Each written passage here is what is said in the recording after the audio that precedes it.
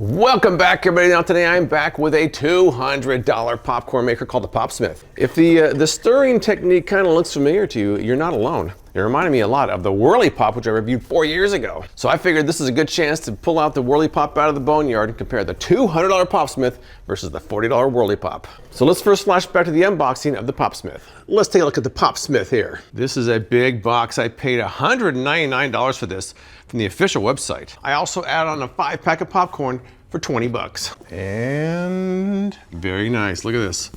All right, there it is. Very nice presentation. Very nice, I must say. It's kind of interesting. I added this on, but it's already in the packaging like it was planned to be there, even though I added it. Get all this stuff out of here and see what we got. It's very heavy. It is very heavy.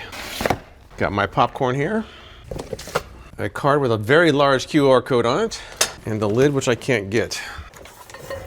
That's a lot of packaging. That's a lot of packaging. All right, so here's the main part of the unit. Here is the lid. So you turn the handle here, that will spin this, which will keep the popcorn from getting burnt. It's a nice looking unit. Is it $200 nice? I'm not sure about that, but it is nice looking. So the claims that it's made from premium stainless steel. They say it merges durability with style. You can use your own kernels or one of their kits, like I bought right here. They say it's compatible with all stovetops, dishwasher safe, multi-clad metal bottom ensures even heating. Patented spinning mechanism prevents burning and sticking. Makes 2.5 times more popcorn than a bag of microwave popcorn. Now there is an Amazon listing for this, but there aren't that many reviews there. People on there who did like it said they loved the appearance, the function, and the ease of cleaning. A few people claimed that the enamel chipped after just one use. Now I reviewed the Whirley Pop about 4 years ago and I unboxed it then. So as a refresher, let's see how that unboxing went. All right, it's time for something old school. This is the Whirley Pop. This is a classic right here. Let's check this one out. Let's see what we got here. Oh, wow. Well, they even include some popcorn. Props for them for that. I'm not gonna take this packaging off until I know how to open this without breaking it, so more instructions to read. I should point out that about a year ago, Popsmith originally wanted to send me a free sample. They didn't. I actually paid full price for this one, but I asked them what was the difference between this and the Whirley Pop since the price is so different. So to be fair, here's what they said. Whirley Pop is aluminum versus the Popsmith, which is stainless steel. They say that's better for things like kettle corn where you can control the temperature better. They say the Popsmith is dishwasher safe and it comes in different colors. They also have a patented stirring mechanism which moves the popcorn to the bottom of the pan rather than just popcorn. They say it prevents burning. At least in the eyes of the Popsmith people, there is a big difference. But is there a difference in the results? That's what we're gonna find out today. Now for round number 1 and the Popsmith, I'm gonna use one of their included kits, which has oil, popcorn, and seasonings. For the Whirley Pop, I'm going with the most basic instructions, which is just popcorn and oil. But for round number 2, I'm flipping them. First up is the Popsmith using one of their popcorn kits and the instructions I saw on their website. All right, here we go. It has been preheating for about 2 minutes now. Next up, we're supposed to add some oil from the kit and allow it to fully melt. On the kit, we have oil over here, seasoning here, and the kernels down there. Adding the oil from the kit.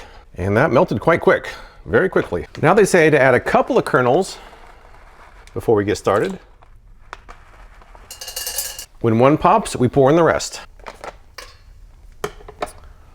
Well, we already had one pop. Add the seasoning.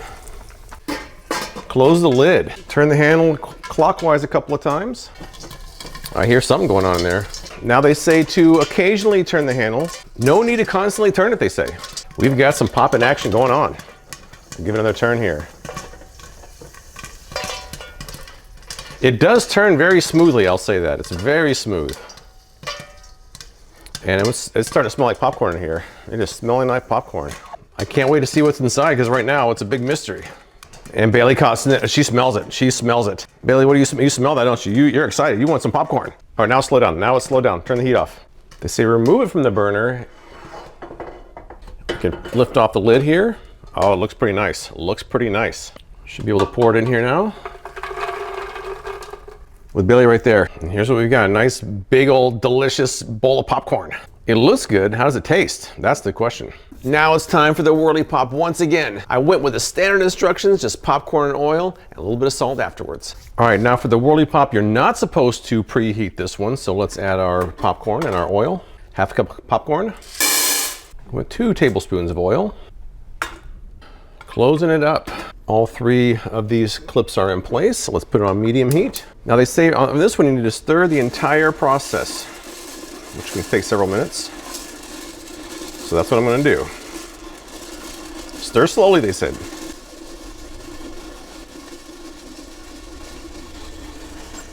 I'm starting to hear a sizzle in there now. No pops yet, but a sizzle's going on. Oh, I heard my first pop. My first pop. Oh, we're rolling now. We are rolling now.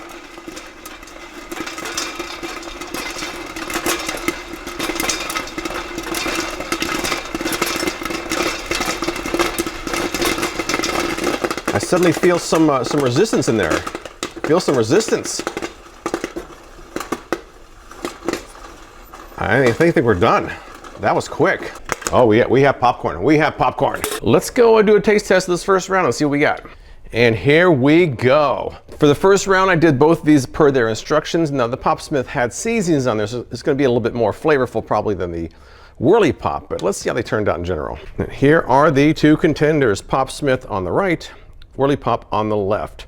Now, the Popsmith already had seasonings in there, so it's going to be a little bit different, but just in general, there aren't that many unpopped kernels in either one of them. They both look perfect. I don't see much burnt popcorn, so I think we are good to go with both of them. I did add some salt to the Whirley Pop side, so let's see how they taste. Popsmith first.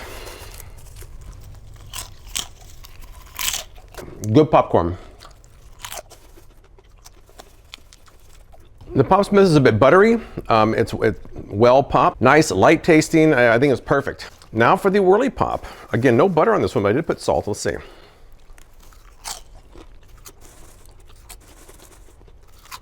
The Whirley Pop came out clean. It came out crisp, kind of minimal. Just a little bit of oil and salt in there. I mean, it's quite well done. It doesn't taste greasy at all. I think the first round, they both did a great job. My first observations after one round of using it is the Popsmith is easier to use. You don't have to stand there and man it the entire time, although you do have to occasionally spin it. The handle seemed like it was a better design on the Popsmith, and the lid was easy to take off. What I want to do now for round two is I'm going to switch things up though. I'm going to do some popcorn in the Popsmith based on the Whirley Pop instructions, and I'm going to use one of the kits from the Popsmith in the Whirley Pop. So we're going to flip and see how it turns out. I would say there's not a huge advantage in round one as far as taste goes. I would say the Popsmith is better made and it's a little bit easier to use. But let's try round two where we flip the recipes and see how that goes. All right, I cleaned it out and it's been preheating for 2 minutes. Let's try round number two where we don't use one of their kits. And add 2 tablespoons of oil. Add a couple kernels. When they pop, we're adding the rest. Well, the first one popped out of the unit itself. So add the rest of our popcorn, half a cup. Add the lid.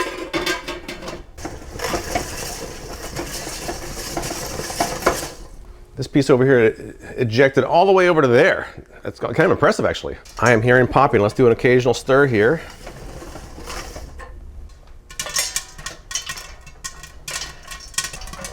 We have popping action going on. Give it a couple turns here and let it sit. It is slowing down. I think we're about done. I think we're done. Move off the burner. Oh, it looks good in there. It looks good. Let's let the steam escape for a little bit. Let's pour it into a bowl. All right, that's what we got. Looks pretty good. Let's move on to the Whirley Pop with the Popsmith kit and see how that goes. All right, it is time for the Whirley Pop. We're going to use a Popsmith kit. Now, unlike the Popsmith where you put everything in a certain order, on the Whirley Pop you dump it all in and then you put on the heat. So we're doing that now. We're dumping everything in at once. And that's what we got. It doesn't look too pleasant like that, but it should taste good in the end. Close this up. Put this on medium heat. And we start turning. What we're gonna do, just keep turning. And we have our first pop. Just got our first pop. And it begins. It should be quick. Once it begins popping, it should be quick.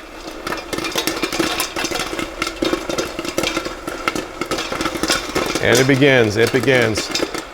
We got peak popping now, peak popping.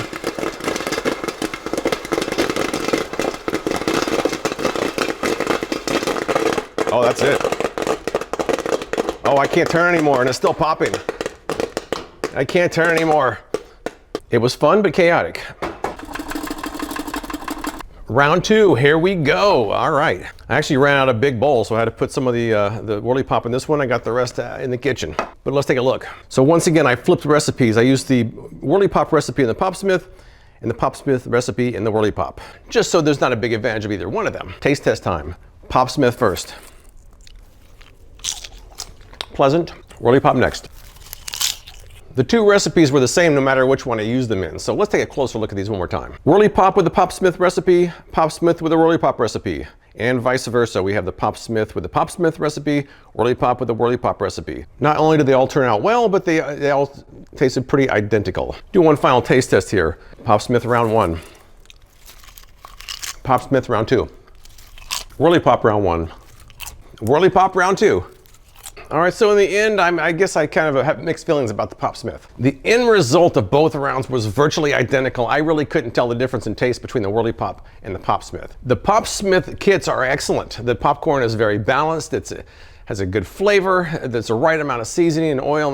They are good, but they are also about $4 a piece. Just on its own merits, the Popsmith is a beautiful creation. It's very lovely. Since I started this review, I've had a couple of people come in my house and tell me how nice it looks. It's very nice looking. It's heavy. I think it's actually a little bit easier process to use than the Whirley Pop, but is a slight improvement in ease of use and a much better aesthetic. Worth the extra money? That's up for you to decide. I'm gonna keep using it since I have it. It's a great popcorn maker. I'm just not sure it's worth the cost. But I think that those who do get it will like it. But how many people will pay $200 for that? We shall see. But that's all I've got. If you've tried the Whirley Pop or the Popsmith, tell me what you think in the comments below. I appreciate you watching, and I'll see you next time.